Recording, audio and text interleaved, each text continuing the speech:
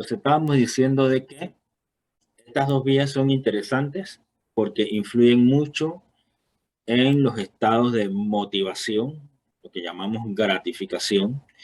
Nosotros en la vida normal, sin drogas y sin nada, esta vía la tenemos estimulada. Cosas muy sencillas, por ejemplo, si usted extraña a un familiar y ese familiar de repente le habla o su mamá lo abraza, esa pequeña emoción que usted siente significa que le aumentó un poquito la dopamina. Pero vuelvo y repito, hay gente que no se conforman con eso y quieren algo más fuerte, ¿no? Como aquella gente que se lanza en las tías estas elásticas, ¿cómo se llama eso? Bungee jumping. Esa cosa, o se lanzan en paracaídas. Son gente que ellos no les sube la adrenalina con nada y tienen que recurrir a esas cosas. Hay otros que somos más terrenales y nada más que viéndolo ya tenemos suficiente. Pero bueno, seguimos. Bien, la histamina es algo diferente, ya no viene de la triptamina ni tampoco eh, de la tirosina. Este viene de la histidina. Entonces hay una histidina de carboxilasa que es la que se encarga de la biosíntesis de la histamina. La encontramos en todo el sistema nervioso, especialmente el sistema límbico, pero también lo tenemos en los mastocitos. ¿Alguien ha oído hablar de los mastocitos? Son una célula inmune del sistema inmunológico. Muy bien, son unas células que están en la sangre, ¿sí? Que también le llamamos basófilos. Entonces, estos basófilos también liberan histamina y estas células se activan, por ejemplo, en las reacciones alérgicas. ¿Ok? Bien, la histamina va a actuar a través de cuatro receptores, H1, 2, 3 y 4. Quizás los más conocidos H1 y H2. El H1 lo encontramos, por ejemplo, si ustedes se toman un medicamento que se llama antihistamínico. Ese medicamento está bloqueando, está uniéndose a sus receptores H1. ¿Han tomado alguna vez antihistamínico? Contra la alergia. Para la alergia, claro. Rinitis, rinorrea, ¿sí? Algún malestar. Entonces, ese medicamento lo que va a hacer es bloquear a los receptores H1. Entonces, disminuyendo su acción, vamos a tener menos vasodilatación, menos aumento de la permeabilidad vascular y menos formación de hinchazón o edema. Por ejemplo, se va a controlar también la broncoconstricción y el dolor. Todo eso formaría parte de un cuadro alérgico. Entonces, en las alergias se acostumbra mucho mandar antihistamínicos.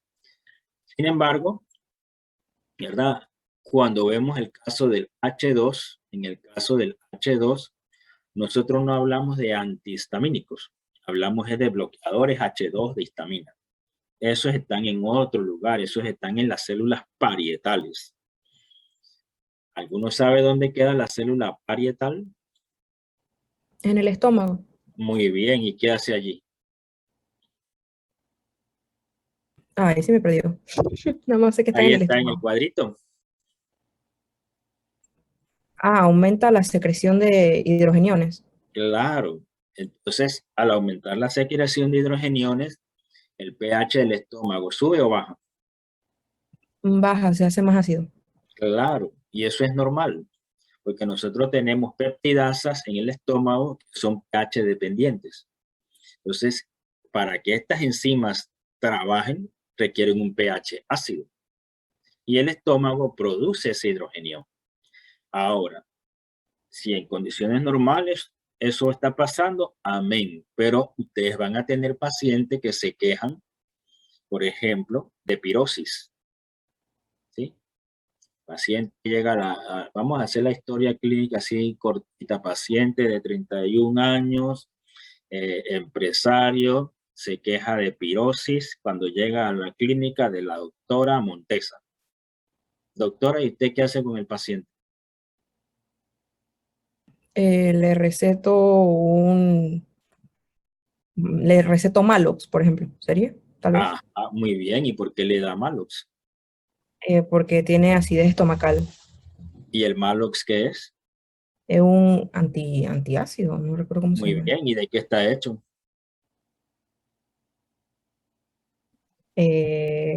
Malox, creo que era, y, ay, no recuerdo, profe.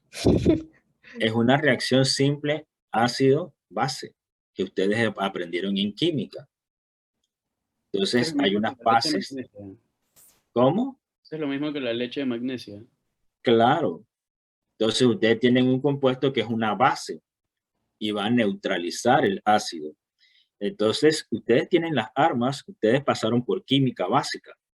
Es una reacción, Ana, ácido-base común y corriente.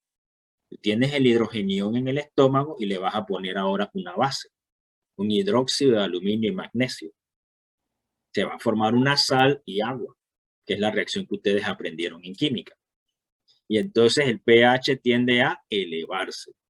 Cuando aumenta el pH, disminuye la molestia estomacal. ¿Sí? Pero después el paciente regresa de nuevo a la clínica de Ana y le dice, doctora, eso realmente no me está solucionando, todavía sigo con la pirosis. Eso de pirosis, José Eduardo,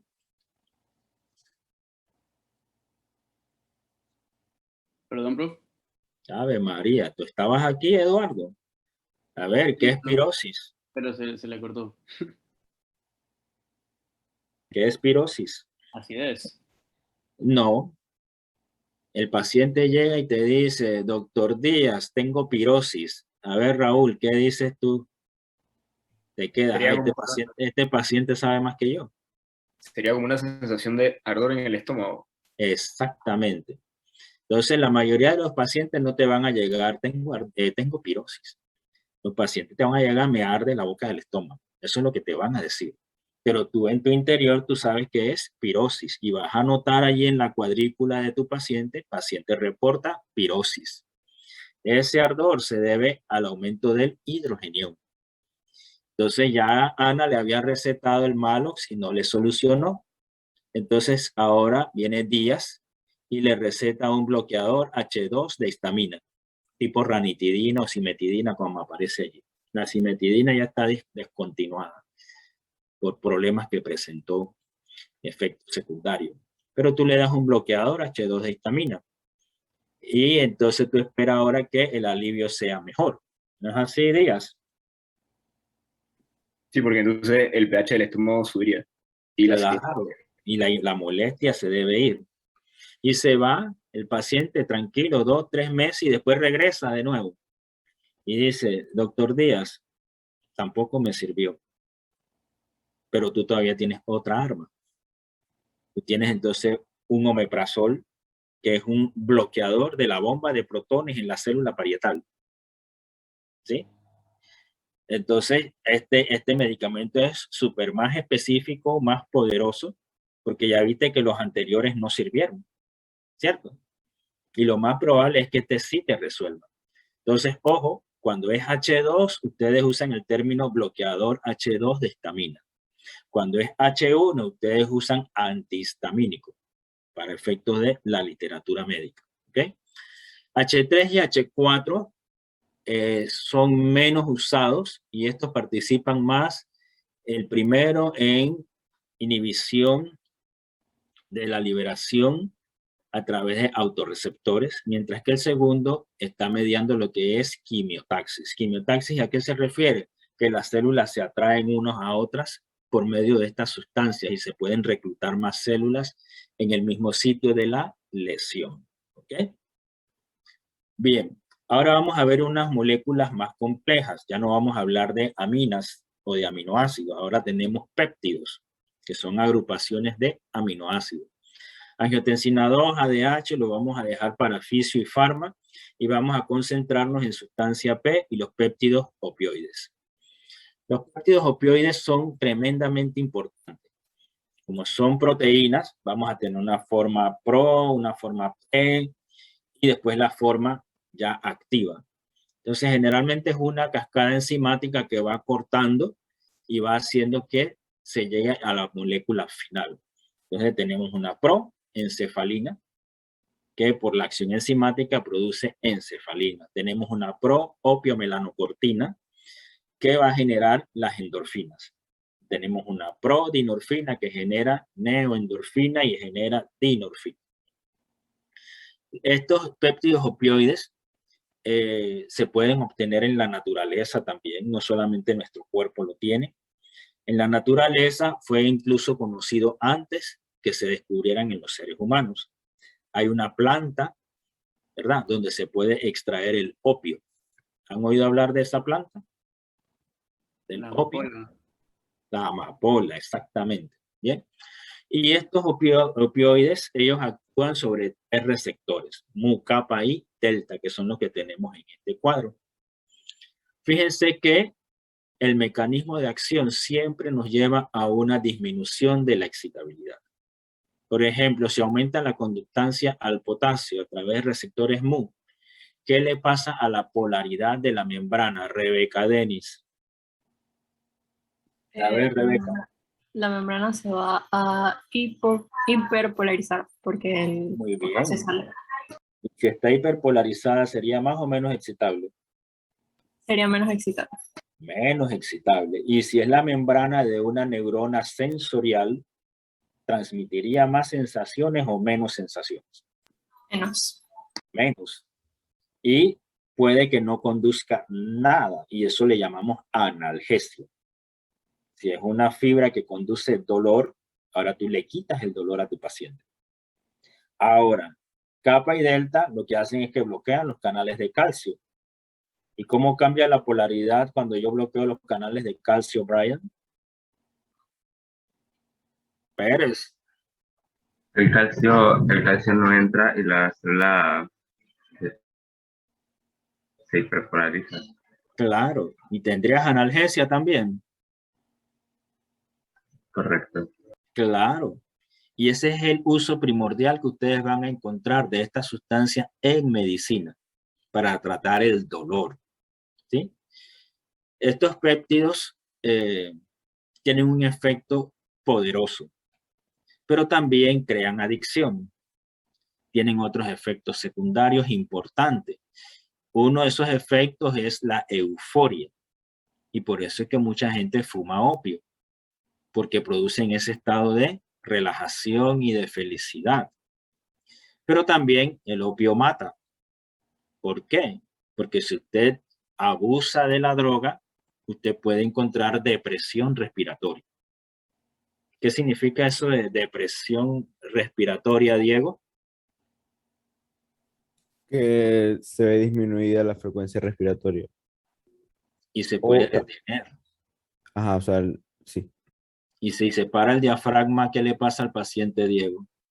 deja de oxigenar, o sea, deja de oxigenarse Y y, entonces y si, arranca el otro día y ya no ha pasado nada. si no se oxigena, las células se mueren.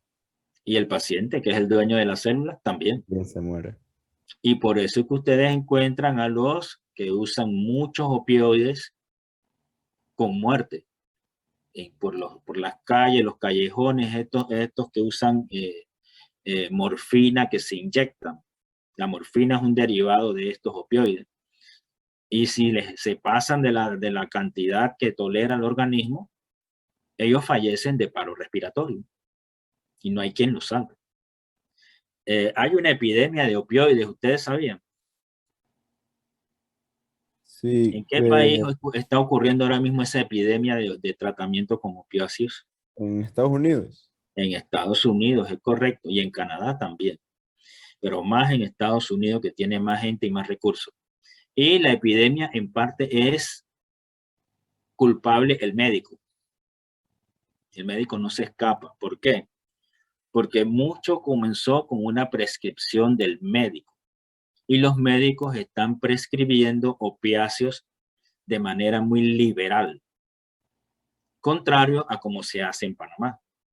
En Panamá realmente está muy regulado el uso de los opiáceos. Nadie en ninguna farmacia te va a vender un opiáceo si no le presentas la prescripción o receta. Y los médicos tratan muchas otras alternativas terapéuticas antes de usar opiáceos. o lo usan únicamente en situaciones que ameritan. Sin embargo, en los Estados Unidos hay muchos médicos que tienen como norma, como uso cotidiano, el uso de opiáceos. Entonces, causa adicción y causa problemas, ¿sí? Claro, en la dosis apropiada, el efecto principal terapéutico que ustedes van a utilizar es analgésico para aliviar el dolor, ¿sí? El problema con esta sustancia es que producen tolerancia. ¿Qué significa eso? Que después de cierto tiempo ya la droga va perdiendo su efecto. Y ahí viene el peligro, porque si el sujeto no siente el efecto, lo que hace es que aumenta la cantidad de droga. Y al aumentar la concentración, aumenta el peligro. ¿Ok? Bien. Se me pasó aquí decirles, que no lo veo en la diapositiva, hay algo importante también con el uso de los opiáceos, y es que produce un estado de psicosis, es decir, el paciente comienza a alucinar, escucha voces que no existen, ¿verdad? Y pierde contacto con la realidad. Esa es una situación muy, muy grave. El abuso de esta sustancia, al igual que los cannabinoides, muchas veces puede tornarse en un efecto irreversible. ¿Qué quiere decir? Que el paciente queda internado en psiquiatría de por vida, porque pierde el contacto con la realidad. Ya no lo podemos integrar a la sociedad. Ahora que veamos cannabinoides, hablamos de eso. Bien, el glutamato no es un péptido, es un aminoácido, pero fíjense la historia del glutamato. El glutamato se hace a partir del alfa-cetoglutarato, allá en el ciclo de TCA. ¿Recuerdan qué es TCA en química? Es lo del el ciclo del ácido tricarboxílico, Muy bien, conocido también como, ciclo de Krebs. exactamente. Entonces, allá en el ciclo de Krebs tiene lugar la génesis del glutamato. El glutamato lo encontramos en todo el sistema nervioso. Y fíjense, algo importante de él. Es el neurotransmisor excitador más importante en el sistema nervioso central. Miren la importancia de él, ¿sí? Él va a actuar sobre dos tipos de receptores. Aquí tenemos de ellos NMDA, AMPA y kainato. Miren las figuritas, qué bonitas. Uno de los más estudiados es el primero, NMDA, que significa N-metil de aspartato. ¿Ok? Lo tenemos en este cuadro, que es el mismo que está en el libro. Según mi registro, estamos en la página 69-70, pero no estoy seguro si es la misma edición que tienen ustedes. Acá aparecen los 64. Página 64. ¿Sí? Vamos a ir actualizando esto de una vez.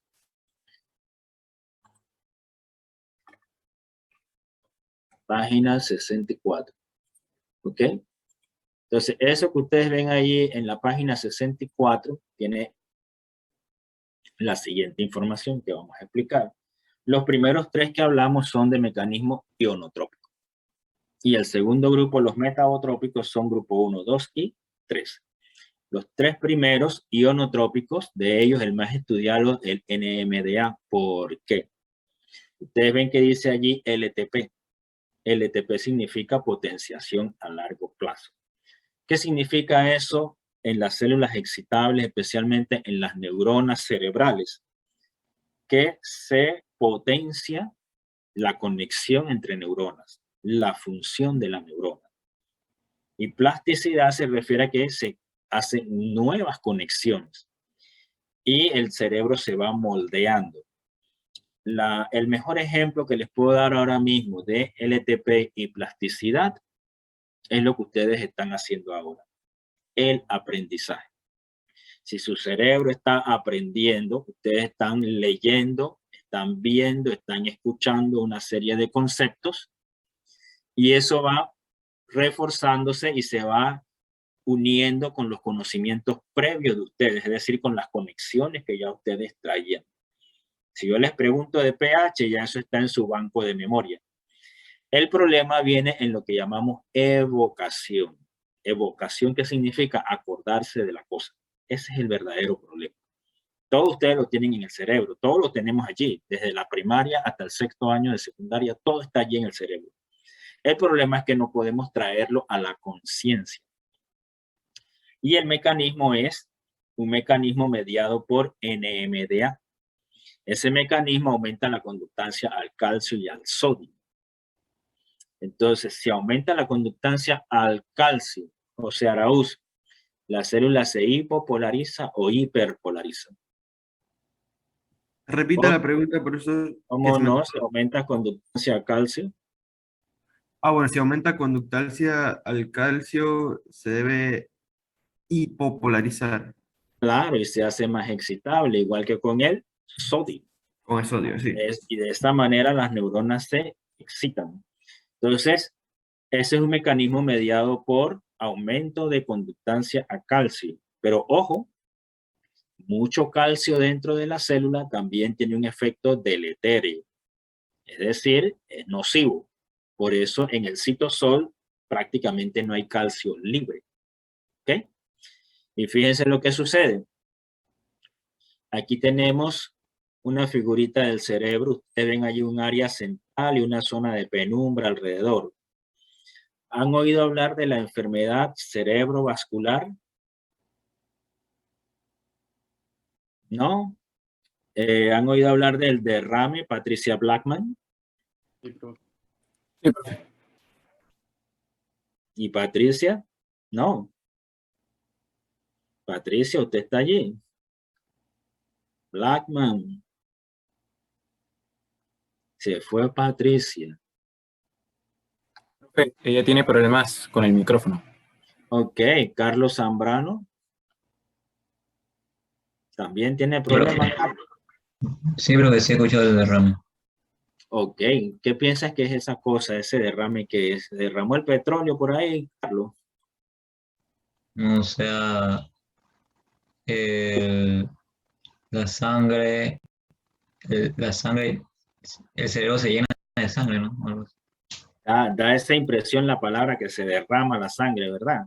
Se- ¿Has visto a un paciente con efectos secundarios del derrame que sobrevive?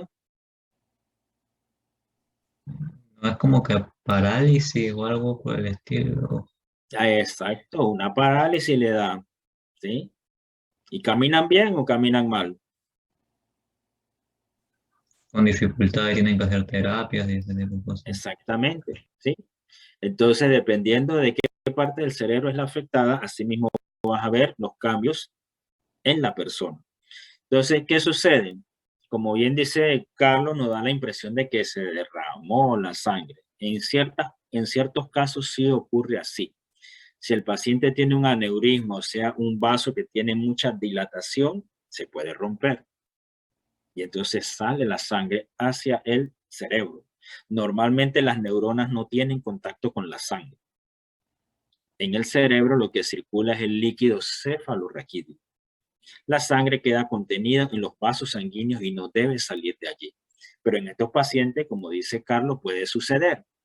También puede suceder que se forma un coágulo y ese coágulo obstruye el paso de sangre hacia las neuronas, una trombosis cerebral, y va a dar signos parecidos a los de un derrame. También le llamamos derrame en ese caso, pero por un problema trombótico.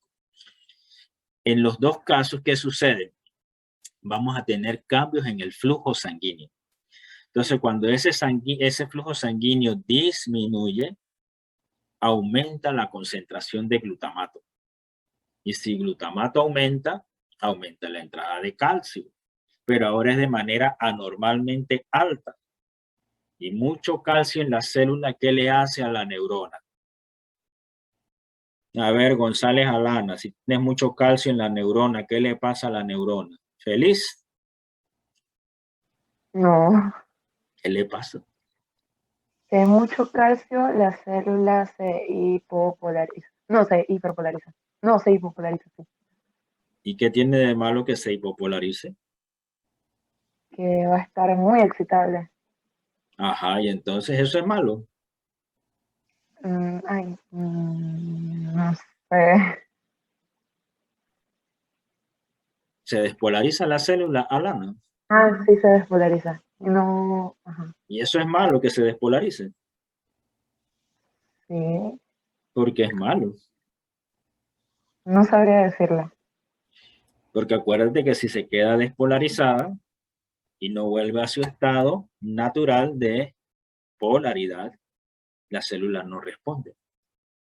Y si es una célula que controla el tono muscular, la célula se quedó muy excitada y el músculo se quedó muy contraído y no se vuelve a relajar. Ya no hay respuesta por vía de la relajación. Y la persona, por ejemplo, se puede quedar con el brazo así doblado o con la pierna extendida. No sé si lo han visto. Entonces ahora ese glutamato, en vez de ser beneficioso, es tóxico. Y tenemos la palabra excitotoxicidad. Entonces esa lesión cerebral causada por el cambio en el flujo sanguíneo causó la muerte de las células por exceso de glutamato que llevó a exceso de calcio. También ese calcio activa radicales libres, activa otras enzimas y las células comienzan a morir. Bien, el GABA es diferente. El GABA también es un aminoácido. A ver, Profe, tengo una pregunta antes de que siga. ¿Por qué cuando disminuye el flujo sanguíneo aumenta el glutamato? porque las células que no reciben apropiado flujo sanguíneo comienzan a liberar el neurotransmisor erráticamente, anormalmente. Hay un derrame de glutamato. Ah, ok, ok. Muchas gracias. Bien, entonces el GABA les decía de que es diferente. El GABA, paradójicamente, él es inhibidor, pero él viene de la decarboxilación del glutamato. O sea que el glutamato que es excitador da origen al GABA que es inhibidor. Entonces lo tenemos en todo el sistema nervioso y es inhibidor. Ahí tenemos el receptor GABA-A, es uno de los más estudiados, y tenemos solamente dos, GABA-A y GABA-B. GABA-A, mecanismo ionotrópico, aumento de conductancia al cloro. Si tenemos aumento de conductancia al cloro, ¿verdad? Yorlenis, las células se hipo o hiperpolarizan. Yorlenis.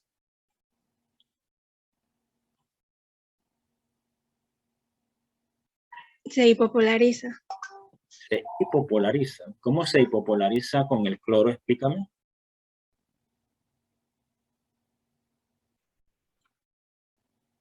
A ver, Yorlenis. Usted dice que se hipopolariza con el cloro. A ver, ¿cómo ocurre eso? Se hiperpolariza. ¿Se hiperpolariza ahora? Sí. ¿Y cómo se hiperpolariza, Yorleni?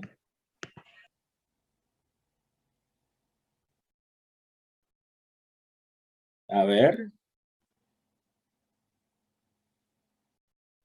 Te quedó corta. A ver, Leonardo Navarrete, ¿cómo ocurre eso? Profe, se hiperpolariza porque entra el cloro a la célula y se hace más negativa adentro. Así mismo es. Y el receptor es un canal a la vez. Entonces, Leonardo, si tú das un agonista GABA-A a un paciente que tiene mucha ansiedad, ¿se mejora o se empeora? Ahora, porque se le bajan los niveles de... se responde menos a los estímulos. Ajá. Entonces, si responde menos a los estímulos, él estaba ansioso. Ahora va a estar mejor, ¿cierto? Más calmado, ¿cierto? Claro, así mismo es. Entonces, hay medicamentos para eso. Le llamamos ansiolíticos. Entonces, esos receptores son estimulados por ustedes. Ustedes le dan el medicamento al paciente, ese medicamento, ese químico, ese fármaco, se une a ese receptor GABA-A y mantiene más tiempo el canal de cloro abierto. Entra más cloro, la célula se hiperpolariza. Diferente al GABA-B. El GABA-B también provoca la hiperpolarización, pero por aumento de conductancia al potasio. Ariel Pérez, ¿el potasio entra o sale? Sale. Sale, muy bien. Entonces ahora con la salida de potasio, la célula se pone más Negativo. Se hiperpolariza, es menos excitable. Profe, La glicina, a ver, yo tengo una pregunta. Con Dale. respecto a los GABA, glutamato, a todos los fármacos que hemos hablado, ¿ellos hacen efecto en todo el cuerpo o hacen efecto localizado, por ejemplo, los GABA en el cerebro solamente? ¿O funcionan, donde esté el receptor, Diego. o sea, y si hay receptores en, por ejemplo, si estamos hablando de las neuronas, hay en todas las neuronas, no hace solamente efecto en el cerebro, sino en todo el cuerpo? Así mismo es. Y Ok. por eso, Diego, tú tienes que en el papelito ese, el prospecto que trae el medicamento, hay una sección que te dice efectos secundarios. Todos esos efectos secundarios es porque hay receptores por otras partes del cuerpo. Pero tú tienes que poner en la balanza, Diego, lo que conocemos como costo-beneficio. O sea, el beneficio que tú buscas es que tu paciente se alivie a un costo que es que otros órganos se vean afectados. Pero el beneficio que tú vas a lograr es superior a los efectos secundarios de la droga. Ahora sí, Diego. Sí, a ver, sí. Gracias, profe. Entonces, Profe, a ver, dime. una consulta. Usted mencionó que solamente existían dos receptores GABA, el A y Ajá, el B. hay un GABA-C también. Sí, eso justamente iba a preguntarle. Ahí Ese, en la diapositiva. Pero creo que en el libro sí lo puse. ¿Ah? sí, correcto. Ujú. Allá en el libro sí está el GABA-C. Tengo que actualizar mi diapositiva. El libro está más actualizado que el PPT ahora mismo. Ok, entonces, ojo, la glicina se parece mucho al GABA, pero es su biosíntesis a partir de otro aminoácido que se conoce como serina. Pero también tiene un efecto inhibidor aumentando conductancia al cloro. ¿Sí? Esto es un receptor que es un receptor canal y ahí la inhibición que ocurre incluso puede ser hasta más rápida que la del GABA. Lo que pasa con glicina es como que no hay tantos medicamentos como en el caso del GABA. Bien, los nucleótidos, no sé si ustedes ya estudiaron antes el ATP. ¿No? A ver, Morcillo, ¿se acuerda del ATP? Sí, pero bueno, en la escuela lo estudiamos levemente y creo que el semestre pasado también. Muy bien. ¿De dónde se origina? ¿En dónde se genera el ATP en la célula?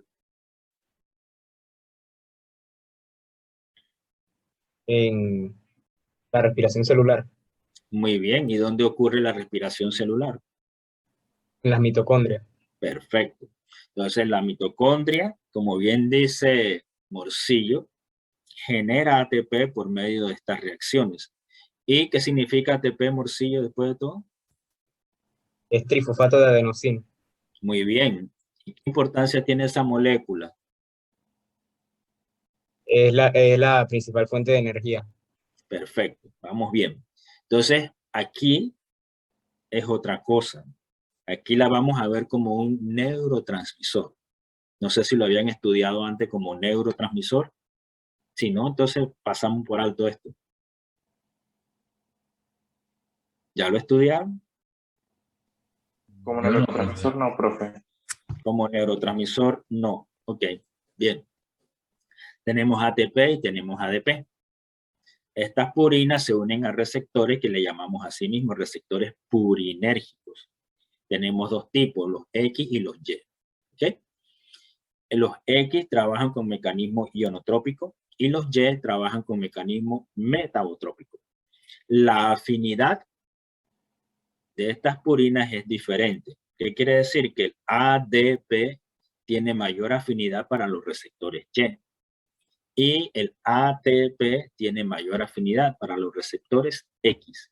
Tenemos muchos receptores, alrededor de unos 15 o 20.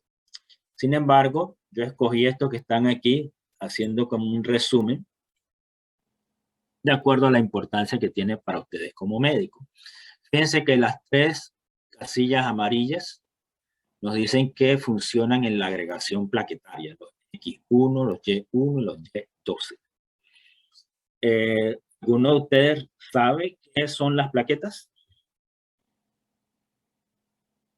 Son las células que intervienen en la coagulación de la sangre. Así mismo es, ¿ok? Entonces estas células se agregan, ellas forman grumos, forman paquetes, y esos paquetes eventualmente van a dar lugar a un coágulo.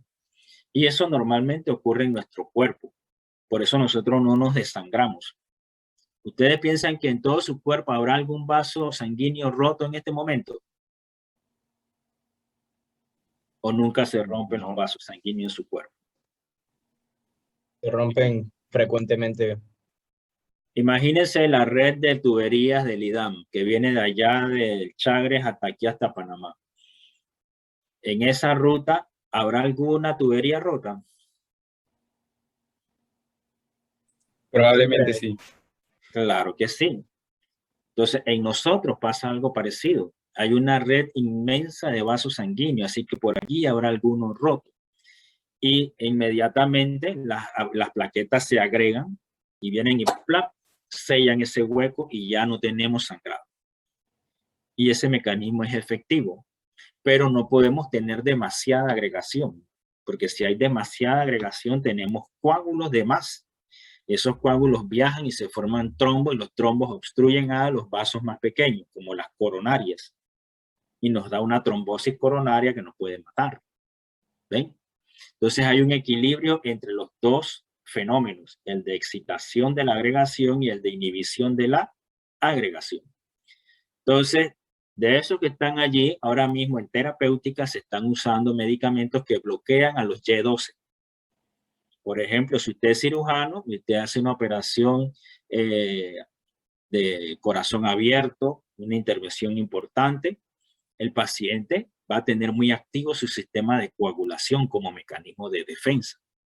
Pero también está la posibilidad de que desarrolle coágulos y después se le muera al paciente posquirúrgicamente por una trombosis. Para prevenir eso le damos aspirina o le damos el bloqueador de receptores Y12 o la combinación de los dos. Y con eso se mejora la situación, se previene la formación de trombos. ¿Ok? Los otros dos los tenemos a nivel del olfato, a nivel de proliferación celular.